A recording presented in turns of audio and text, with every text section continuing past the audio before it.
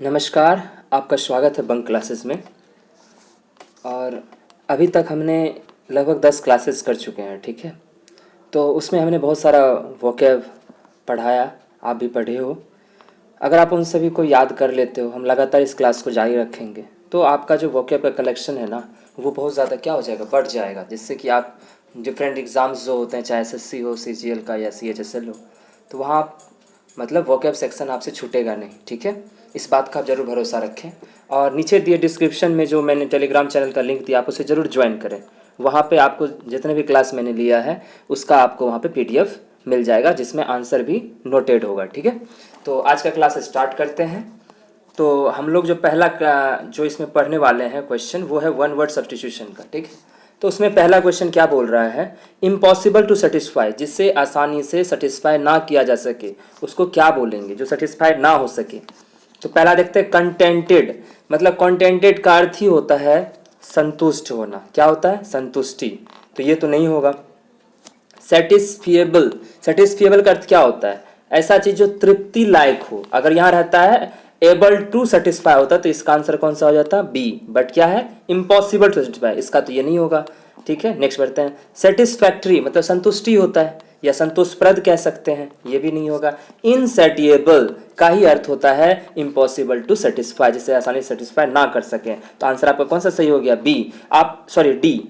आप ये बात याद रखना कि जो भी कोई वर्ड होता है उसके आगे जब आई एन इन लगता है तो मेनली जो है वो वर्ड निगेटिव बन जाता है, मतलब उसका अपोजिट हो जाता है। मतलब इम्पॉसिबल है तो सेटिस्फाई तो इनसेटिएबल, या फिर ह्यूमन का इनह्यूमन हो जाता है। तो इस तरह से आप क्या करते हैं, इंग्लिश में वर्ड्स क्या होते हैं, इन लगने से नेगेटिव हो जाते हैं। बढ़ते हैं अगले क्वेश्चन की तरफ, सेकेंड, ठीक है। देखिए क्या कह रहा है सेकेंड में, लिएबल टू ब्रेक इजिली। क्या कह रहा है? लिएबल टू ब्रेक इजिली, जो आसानी से ब्रेक हो सके। क्या बोल रहा है? जो आसानी से ब्रेक हो सके। अब देखिए बेंट का अर्थ क्या होता है? सिर्फ हम जैसे तार होता है उसको आप मोड़ सकते हैं तो उसको बेंट करना कहते हैं, तो वो तो होगा नहीं।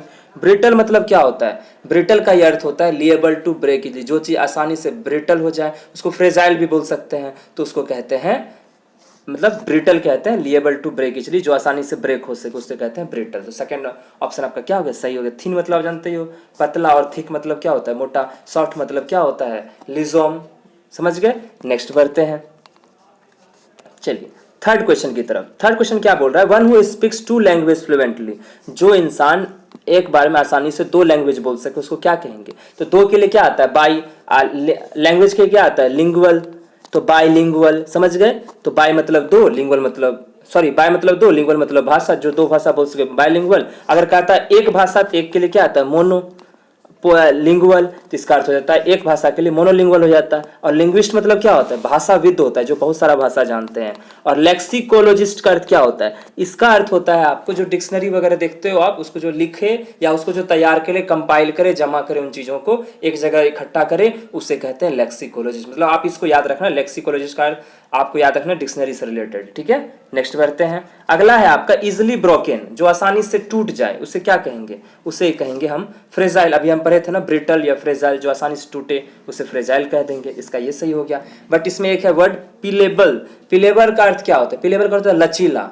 और अगर जैसे ये एक तरह से एडजेक्टिव है कि सीधा कोई इंसान है या सीधा साधा है, दब्बू है, ज्यादा कुछ बोलता नहीं, उसे कहते हैं पिलेबल। मेलेबल का अर्थ क्या होता है? ये होता है मेटल का प्रॉपर्टी। मेलेबल होता है जब किसी धातु को, मतलब मेटल को हम जब एक सीट में कन्वर्ट कर पाते हैं, उसे कहते हैं मेलेबल। और डक्टाइल कल ही हम लोगों ने पढ़ा था। डक्टाइल का अर्थ होता है कि उससे किस में कन्वर्ट कर सकूं? उसे कन्वर्ट कर सकूं वायर में, ठीक है, उसको कहते हैं डक्टिलिटी, ठीक है। चलिए नेक्स्ट बढ़े फिफ्थ क्वेश्चन की तरफ। कह रहा है foot the bill. Foot the bill का अर्थ क्या होता है? फुट द बिल का अर्थ होता है आप सब कुछ के लिए पे करें। इसका जो सही आंसर है ना, वो है पे फॉर एवरीथिंग।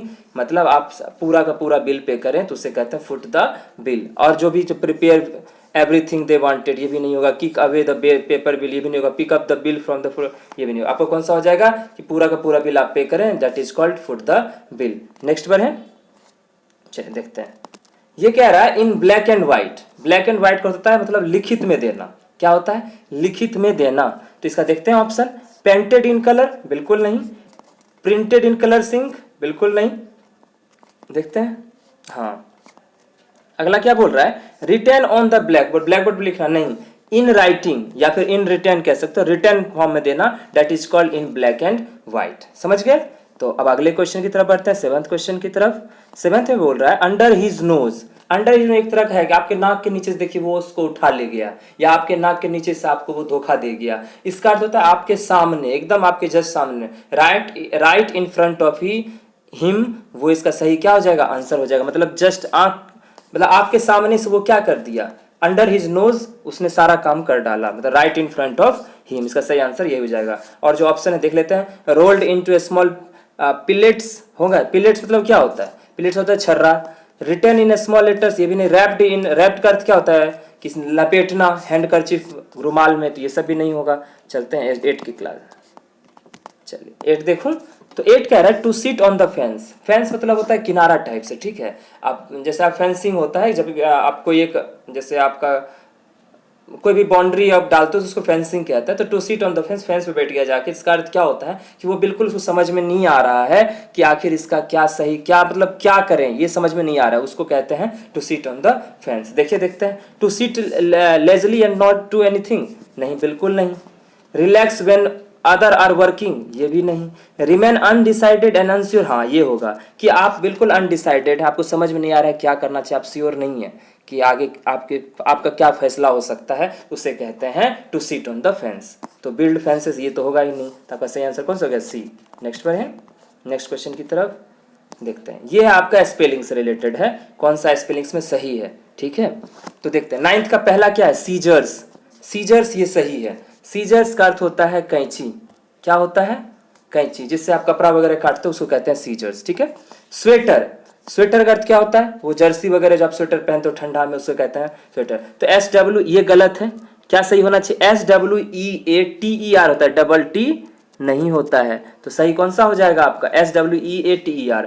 क्लैटरिंग, क्लैटरिंग कैसे होता है, क्लैटरिंग यहाँ पे गलत क्या दिया हुआ है, CLA होता है। क्या होता है, CLATTERING, यहाँ ई नहीं होगा, ए होगा, समझ गए। तो क्लैटरिंग का लेकिन अर्थ क्या होता है, क्लैटरिंग का अर्थ होता है जब कोई डिशेज वगैरह घर में गिरता है तो उससे आवाज होता है ना, उसे कहते हैं क्लैटरिंग साउंड, ठीक है।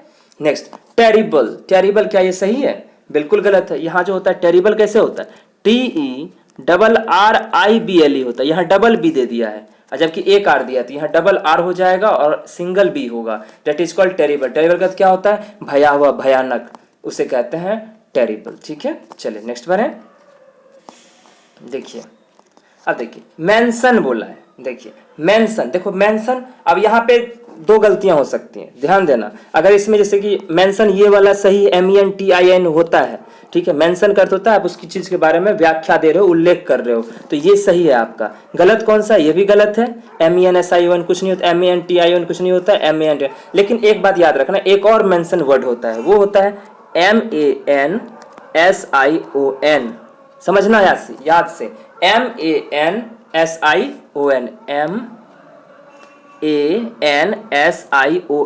मेंशन का अर्थ क्या होता है, मेंशन का अर्थ होता है आपका कि कोई भी कोठी हो, कोई बड़ा सा घर है, हवेली है, उसको कहते हैं मेंशन। तो ऐसे कि सही आंसर तो आपका डी ही हो गया, क्योंकि इसमें एक सही दिया हुआ था। अगर ये भी नहीं रहता, MAN, यहाँ टी की जगह S होता तो भी ये सही हो जाता, समझ गए। चलिए नेक्स्ट बार हम सर्टिफिकेट, ये तो आप बहुत बार यूज किए होंगे, CER होता है, CER ये भी है। देखिए CER तो एक ही है, सिर्फ यही है सर्टिफिकेट, जिसका अर्थ क्या होता है, प्रमाण पत्र, CERTIFICAT, ठीक है। नेक्स्ट बार है, देखिए अब आपका है एडवर्टाइजमेंट। एडवर्टाइजमेंट देखिए वर्ड से ADVERTI, देखिए ZMENT होगा ही नहीं, SE होगा, फिर MENT होगा, एडवर्टाइजमेंट, ठीक है, जिसका अर्थ होता है विज्ञापन। तो ये तो गलत हो गया। एडवर्जरी, एडवर्जरी कैसे होता है, ADVERSE नहीं होता है, SA होता है, ADVER SAR, एडवर्जरी, जिसका अर्थ होता है विरोधी। एडवांटेजियस, यहाँ क्या गलत है, एडवांटेजियस में आपका यहाँ जो गलत है, एक तो ई नहीं होना चाहिए, जिसकी जगह ए होगा, ADVAN, एडवांटेजियस TAGEOUS, आई नहीं होगा, यहाँ पे क्या होगा, GEOUS, या आई की जगह क्या हो जाए ई, ये 2 गलत है इसमें। इसका अर्थ क्या होता है, लाभकारी या लाभदायक होना। देखिए तो अब 3 गलत है, तो सही कौन सा हो जाएगा, एडवेंचरस, ये सही दिया हुआ है आपका। और एडवेंचरस का अर्थ क्या होता है, एडवेंचरस का अर्थ होता है जोखिम भरा या फिर साहसिक काम करना, करेजियस टाइप का, तो उसे कहते हैं एडवेंचरस, ठीक है।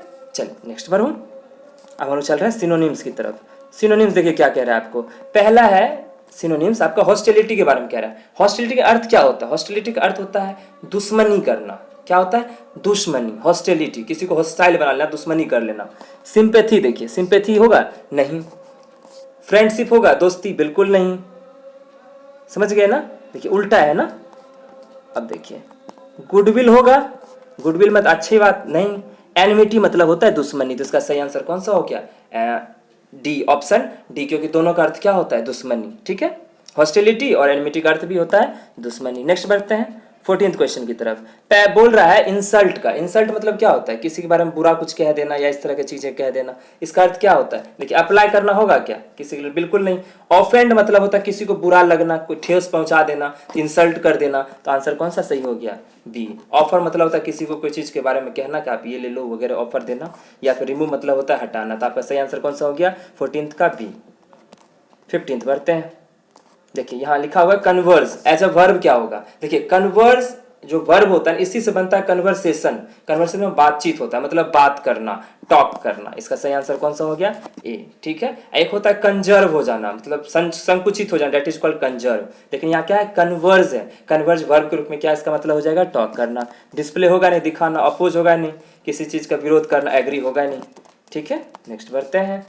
अब देखिए आप ऑस्टियर मतलब क्या होता है? ऑस्टियर का अर्थ होता है मतलब बहुत सख्त मतलब होना, नेचर से भी कह सकते हैं, या फिर जो आदमी बहुत संयमित होता है, चीज़ों से हटता नहीं है, मैंने ये सोच लिया तो सोच लिया, उसको कहते हैं ऑस्टियर। ठीक है, तो क्या ऐसा केयरलेस होगा? बिल्कुल नहीं। स्ट्रिक्ट होगा? हाँ, स्ट्रिक्ट नेचर का है वो, बिल्कुल अपनी चीज़ हटता नहीं है, सख्त है वो। ठीक है, जेनरस में दयालु होता है। अनविलिंग मतलब होता है अनैच्छिक, जिसमें कोई इच्छा नहीं है, उसे अनविलिंग कहते हैं। तो इसका सही आंसर कौन सा हो गया? स्ट्रिक्ट वाला, क्योंकि स्ट्रिक्ट का अर्थ क्या होता है? सख्त होना, संयमी होना। चलिए नेक्स्ट पर हूँ। अब आ गया एंटोनिम्स। एंटोनिम्स क्या करते हैं? हम अपोजिट वर्ड ढूंढते हैं, मीनिंग में जो अपोजिट हो। पब्लिक का अर्थ होता है जो सार्वजनिक हो, और तो उसका उल्टा क्या हो जाएगा? निजी हो जाएगा। निजी का क्या होता है? प्राइवेट। आंसर ए ऑप्शन क्या हो जाएगा इसका? सही हो जाएगा। बी क्या है? रेडी है आपका। रेडी मतलब तैयार होना, कॉमन मतलब सब लोग, और रेस्ट्रिक्टेड मतलब क्या होता है? किसी को रेस्ट्रिक्ट करके रखना, बाधा डाल के, तो उसको रेस्ट्रिक्टेड कहते हैं। तो आंसर कौन सा हो गया आपका सही? ए। नेक्स्ट पर हूँ। देखिए प्रोग्रेसिव होता है, ऐसा कहते हैं कि कोई प्रोग्रेसिव सोच का है, तो इसका अर्थ होता है, प्रोग्रेसिव का अर्थ ही होता है कोई आगे की सोच रहा है, प्रगतिशील है वो, मतलब आगे बढ़ने के लिए उसके अंदर भावनाएं हैं, तो उसे कहते हैं प्रोग्रेसिव। ठीक है, तो प्रोग्रेसिव है, कोई आगे बढ़ना चाहता है, बहुत आगे, मतलब उसका विचार बहुत एकदम फैला हुआ है। दूसरा क्या हो जाएगा? इसका उल्टा क्या हो जाएगा? मूविंग होगा क्या? नहीं, एंटोनिम्स तो होगा ही नहीं। रिपीट, ये कंजर्वेटिव होगा क्या? हाँ होगा कंजर्वेटिव। कंजर्वेटिव का अर्थ होता है आपका जब सीमा और दायरा जब क्या हो जाता है? सीमित हो जाता है आपके सोच का, उसको कहते हैं रूढ़िवादी कहते हैं। क्या कहते हैं? रूढ़ी सोच का है वो, मतलब सिर्फ अपना एक कंजर्वेटिव एक दायरे तक ही सोचता है, डेट इज कंजर्वेटिव। तो अपोजिट कौन सा हो गया इसका? कंजर्वेटिव। रिपीटेड मतलब क्या होता है? रिपीट करना। अरिस्टोक्रेटिक मतलब होता है कुलीन। कुलीन मतलब तो ठाट बाट वाला नहीं लोग होते हैं, बहुत पैसे वैसे वाले, तो उसको कहते हैं अरिस्टोक्रेटिक। ठीक है, नेक्स्ट बार हूँ 19। ब्रूटल का अर्थ क्या होता है? निर्दयी होता है। क्या होता है? निर्दयी। और इसका हम क्या ढूंढना है? एंटोनिम्स, मतलब इसका अपोजिट मीनिंग। फायर्स का अर्थ क्या हो जाता है? इसका अर्थ होता है मतलब उग्र होता है, तीव्र, क्रूर। अगर इसका सिनोनिम्स कहता तो फायर्स भी हो जाता। सैंग मतलब क्या होता है? वो सिंग जो गाना होता है ना, वर्ब, उसका सेकंड फॉर्म होता है सैंग, मतलब गाया हुआ है। तो ये भी नहीं होगा। देखते हैं थर्ड ऑप्शन क्या कह रहा है। सैवेज लिखा हुआ है। सैवेज का अर्थ क्या होता है? ठीक है, सैवेज का अर्थ होता है आपका खूंखार, निरंकुश, निष्ठुर, ये सब कहते हैं। ठीक है, और अगर वर्ब के रूप में देखूंगा तो इसका तो काटना। समझ गए? तो इसका जो अगर इस सिनोनिम्स होता तब तो ये सैवेज सही था। ठीक है, ब्रूटल का सैवेज फिर सही था, लेकिन क्या कर एंटोनिम्स का रहती है तो होगा नहीं। ह्यूमन देखते हैं, ह्यूमन का अर्थ क्या होता है? दयालु होता है। तो इसका सही आंसर कौन सा हो जाएगा? क्योंकि वो देखिए ब्रूटल का अर्थ होता है निर्दयी, तो उसका अपोजिट क्या हो जाएगा? दयालु। तो आपका डी ऑप्शन सही है। चलिए नेक्स्ट बढ़ते हैं, लास्ट आज के क्लास का। ठीक है, स्टेशनरी का अर्थ क्या होता है? स्थिर। क्या होता है? स्थिर होना। तो देखिए टायर्ड मतलब थका हुआ, ये भी नहीं होगा। स्टिल, स्टिल मतलब होता है स्थिर होना। शिफ्टिंग मतलब क्या होता है? स्थानांतरण, स्थान चेंज करना। मोशनलेस क्या होता है? मतलब जिसमें मोशन नहीं, स्थिर है। अगर स्टेशनरी का आपको सिनोनिम्स बोलता तब तो ये दोनों हो जाते हैं, है ना, क्योंकि स्टील का भी स्थिर होता है, मोशनलेस में तो स्थिर होता है। तब तो सिनोनिम्स तो सही था, लेकिन बोला क्या है आपको? एंटोनिम्स बोला है। और एंटोनिम्स कौन सा हो जाएगा? शिफ्टिंग। स्टेशनरी का होता है स्थिर, और शिफ्टिंग का अर्थ होता है स्थानांतरण, स्थान चेंज करने वाला। तो ये हमारा आज का क्लास था। जरूर होप आपको बहुत अच्छा लगा होगा। आप जरूर इसे लाइक करें, सब्सक्राइब करें और शेयर करना ना भूलें। ठीक है, तो आज के लिए इतना ही, धन्यवाद।